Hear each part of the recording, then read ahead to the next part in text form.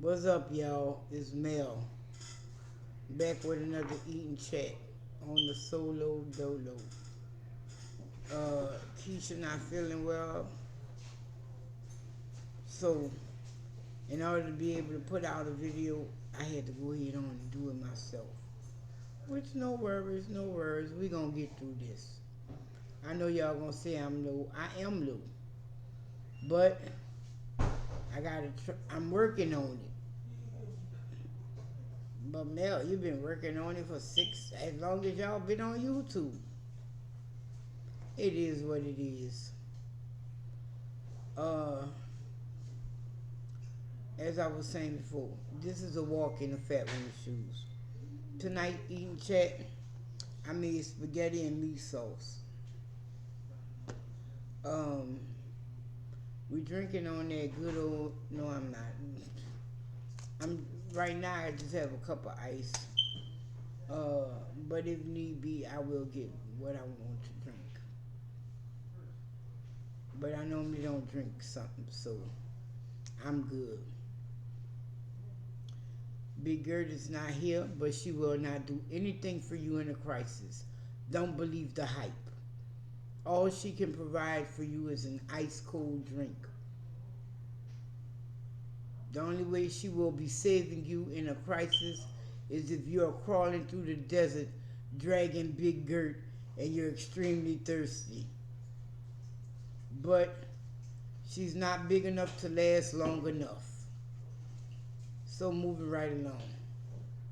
Let me say grace and I'll get into this.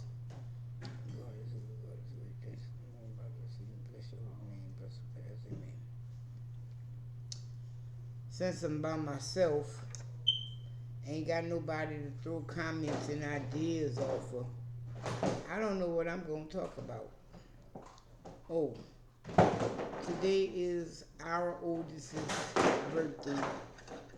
So, happy birthday, Terrell.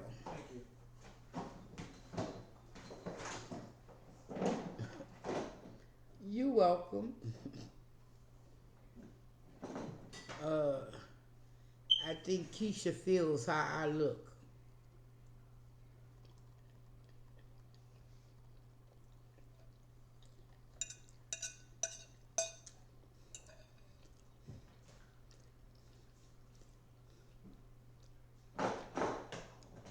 Now, bring your plate here. Now, for their birthday, she made them, put that in front there, some chicken Alfredo.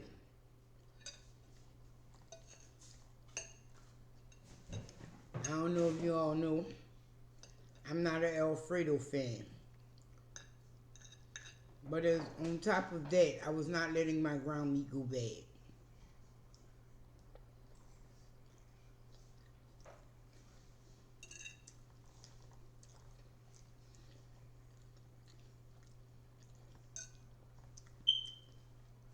So,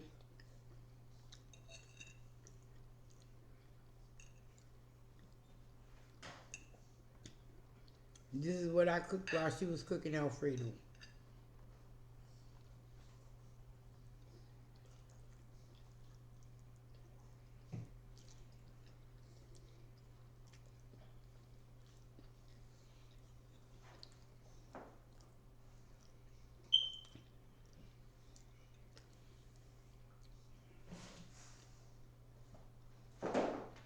Where are the napkins or the paper towel? Is he really doing this? Yes, he is. Why I say that?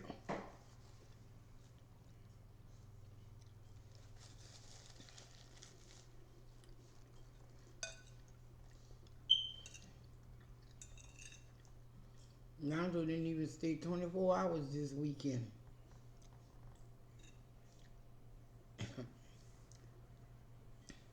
I don't know if that's a good or a bad thing.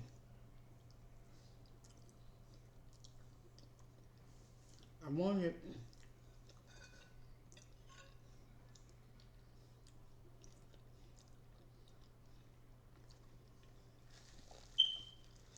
I wanted to play Scrabble with him, but He wasn't interested.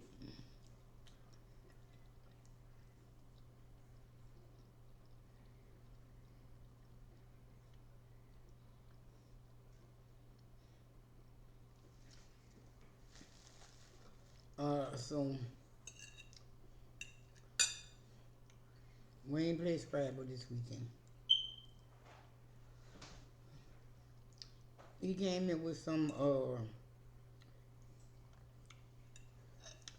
you know, the match card games. He been playing that. He was playing that till I gave him the poop.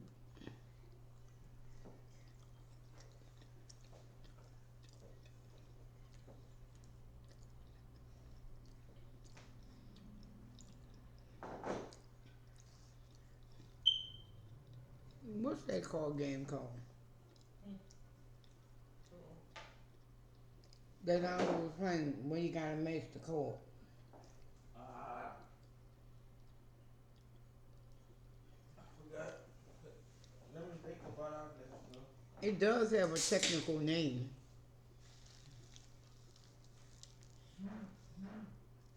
And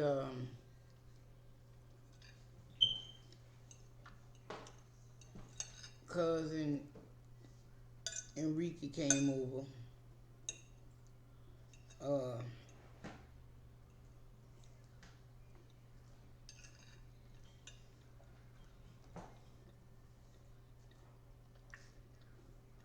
What can I say?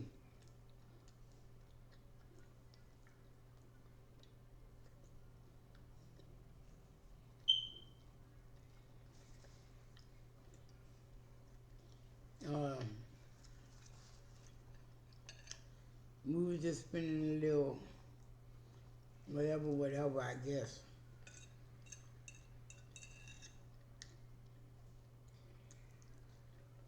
But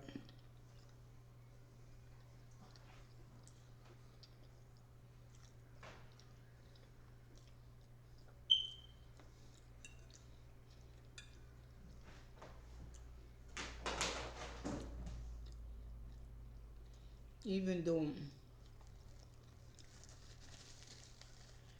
I wasn't really, you know, spending time like that,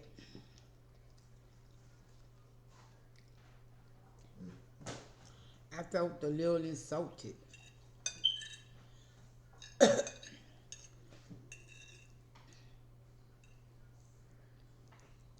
Because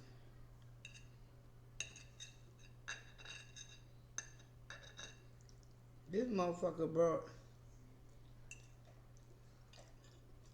her game with her, and the other one can't keep her face off her phone. You know, when I see that, I don't know how to feel about that. Well, mind you, Ricky's a millennial, but I was somewhere last week, a few places, and it were older people who could not keep their face off their phone.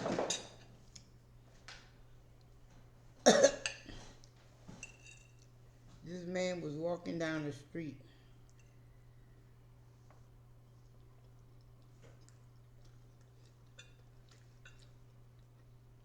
And literally, I guess he had a GPS on there or something.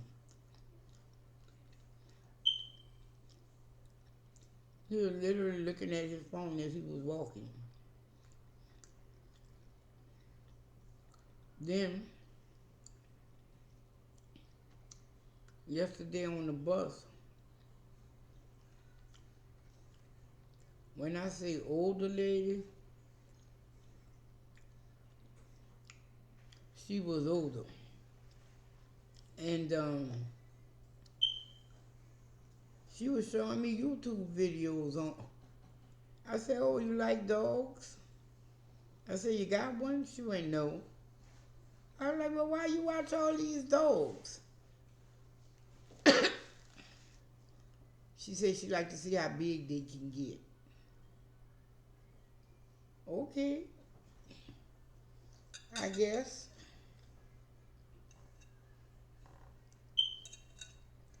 She was showing me, she showed me a Leon burger. She showed me a corny corso. She showed me a Tibetan Mastiff. I was like, okay. She was like, you know your dogs. I was like, I ain't had much else to do as a child. And once it became a thing, I just evolved with the times, you know. Because when I was growing up, they didn't have a Tibetan Mastiff in the dog book or the Leon burger.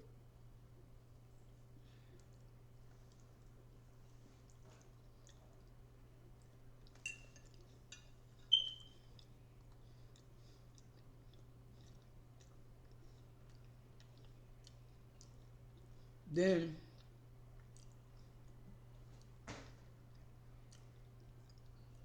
I want to say yesterday,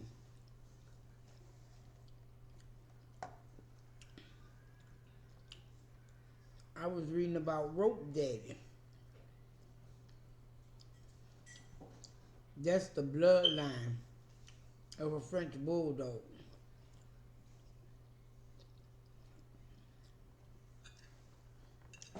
And God forgive me, even if I hit the lottery, I will not be owning a Rope Daddy.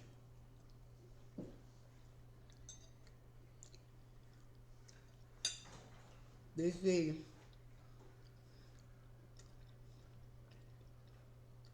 Rope Daddies. Hey, did Curtis get up? Excuse me. Hey, did Curtis get up? I don't know. Man, the way I'm trying with I don't know what time he got to go to work for, but it's getting close to it. I know. Getting close to me to the bed. And the Rope Daddy French Bulldog, was supposed to be the closest to a perfect specimen of a French Bulldog. They said the French Bulldog has replaced the Golden Retriever as the #1 dog in the United States. I went, what? Because the Golden Retriever was #1 even when I was a kid. But it is what it is. But the only way I would own a Rope Daddy, hey, give me a breed, is if someone gifted it to me. And even if someone gifted it to me, I would feel like it's too expensive of a gift. Because the Rope Daddy costs $120,000. And I was like, oui? Pardon? And it's a breeder down in, I want to say Argentina. His name is Julian, that owns this Rope Daddy. And he started going into detail to where he pays $3,000 a month for this dog's diet. I was like, what the hell is he feeding this dog? He must be feeding him fucking Wagyu beef or something. Or You know, $3,000 a month. Then that's a small dog.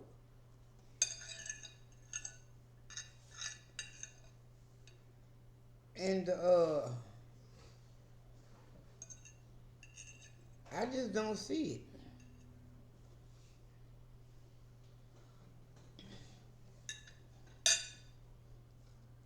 Because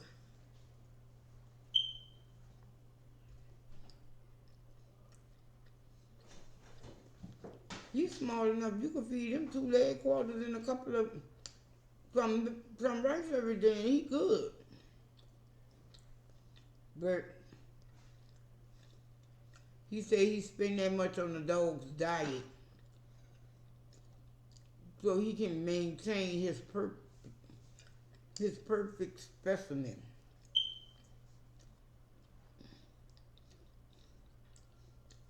And I was like, yeah, I guess I wasn't serious enough about dog breeding.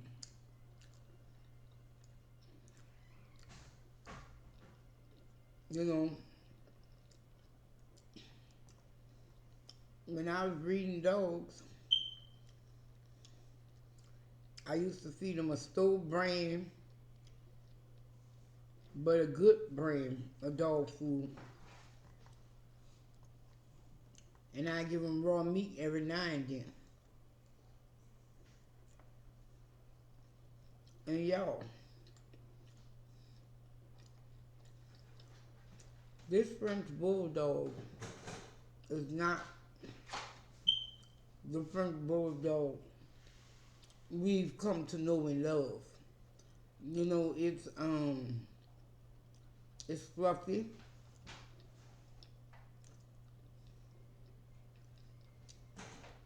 And not everywhere. It's just not a cute dog to me. Like, okay, you have this good specimen. Excuse me, y'all. And they say they done overbred the French Bulldog to where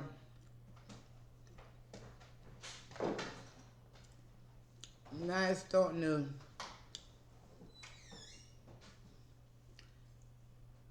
change. Like, they say they got something that's taller than they supposed to be. And really, I don't see the difference between a French Bulldog and a micro bully. Except in the ears. You know? Because the micro bully, they cut their ears like that. But it looked like an ugly ass little French Bulldog.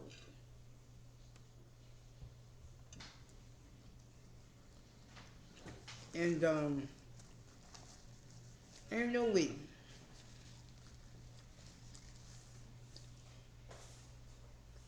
Yeah, even with millions and millions, I just don't see paying $120,000 for a dog.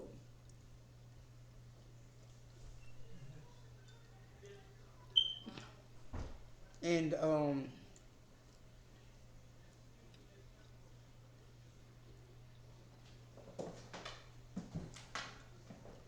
the most I could see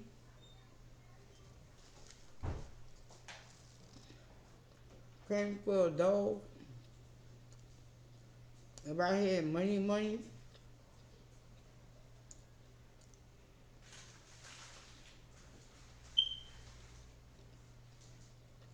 maybe $5,000.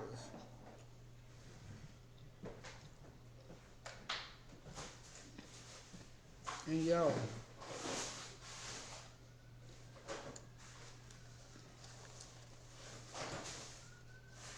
there's this girl I went to school with that breeds little doodles.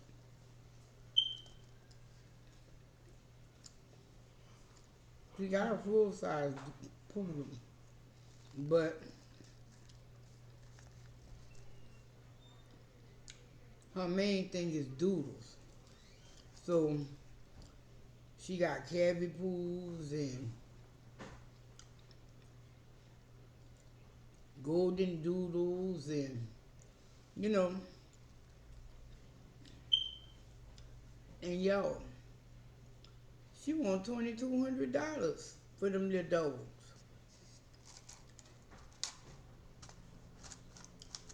I'm looking like that as a millionaire. So you know my old poor ass can't afford nothing now.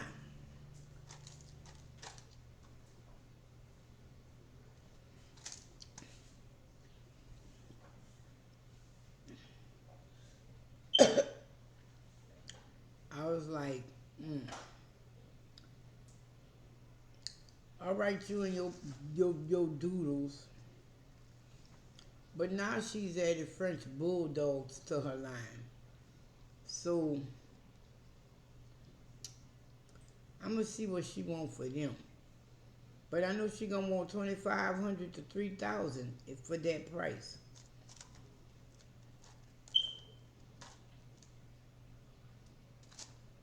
And she goes that far because she do DNA tests on her dogs. I was like, huh? She done, I was like, more power to you. You know why I got out of dog breeding? Other than the fact of, I felt like all my puppies was my puppies. Uh, for one, my location. For two, the people I was selling to or give them to. Because I gave one of my dogs to one of my friends, Floyd. I don't remember what that puppy name was. That was Dot. I gave him Dot. Excuse me. And he used to cherish that dog.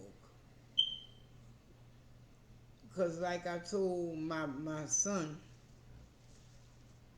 you know, he got a raw deal from somebody. And, you know, he gets upset with me and don't like to listen. But like I told him, you want to know why I don't deal with him like that? Because I know he's not a good man. He's not a nice person. And he looked at me like, huh? I said, you know me. You know I was breeding dogs and whatnot, whatnot. If I had my program together how I wanted it, and I continued with it, even if my dogs would be outside, do you think my dogs would live like his dogs are living? He went, no. I said, how do you think it would be? He said, for one, you'll most likely have them in kennels instead of chaining them all day. I went, yeah. He said, I said, but because they're outside dogs, you think I would keep them in a plastic kennel? He went, no. I said, right. I said, this man owns dogs all across the city, but they all outside on a chain somewhere.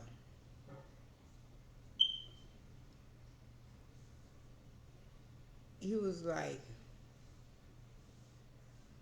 all right. I said, you could tell a lot about a person by how they treat the animals. And he was like,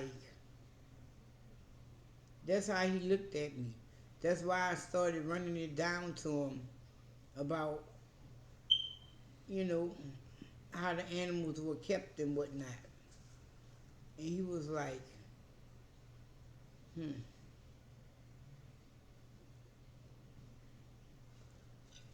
Um, but hey, it is what it is. Um, yeah, you can tell what kind of person a person is by how they care for and treat their animals. Yeah, I can have my dog in a good kennel and it's all like laid down and whatever, whatever. But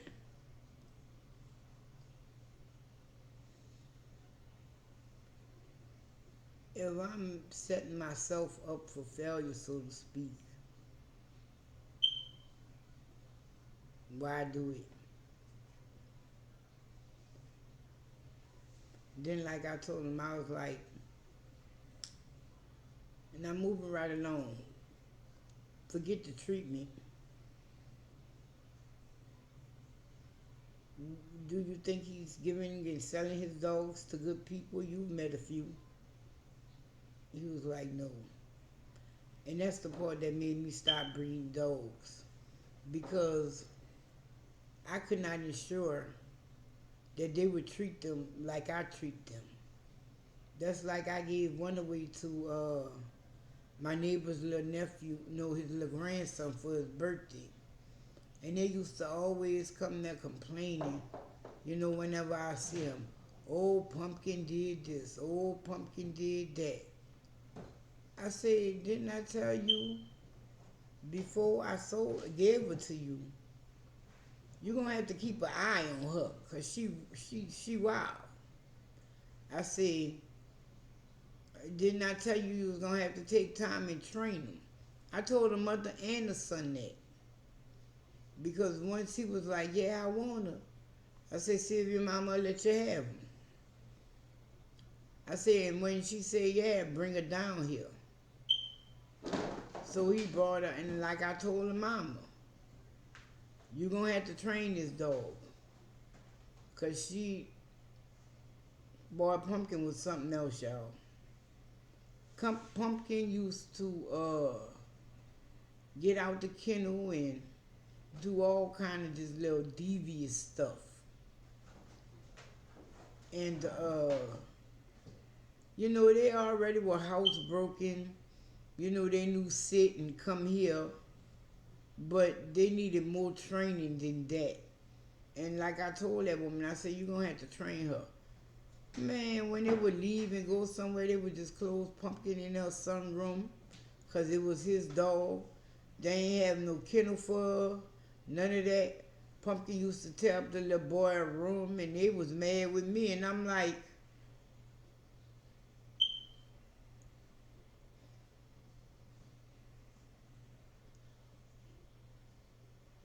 didn't I tell y'all was going to have to train her and take y'all time with her?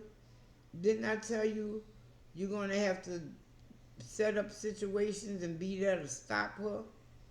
And they was like, yeah, we do that. I said, but how often? And how many times a day? And they just looked.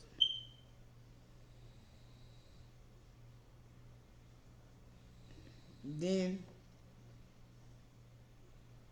I gave one of my puppies to somebody I knew was trying to fight it. They didn't tell me that from the get-go.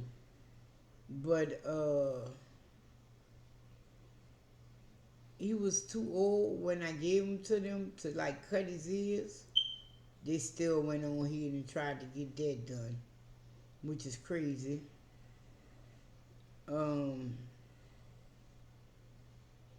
But him and Scrappy always stayed into it. I knew I couldn't keep him because he would be, even though he was a good, gentle dog, him and Scrappy and all that, no. Even though I'm saying that, they only had one little row and that was as puppies. And I guess a week after that, that's when I got rid of him because Scrappy was mine. But what I should have did was, excuse me, go as far as to get the litter sterilized. Because if you can't reproduce a good dog as people think is a good dog, they don't want it. People don't want just pets like they see. They're looking at profit.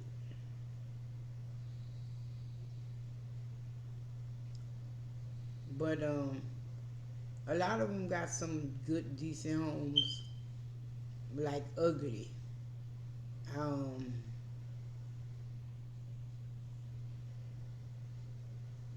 you know when you, I don't know if you know, but when you in the dog breeding type thing, there's some puppies you give away so you can get a puppy from them in the future. And that's what I did. And I just picked the wrong future partners because a lot of them went to jail. Don't judge me.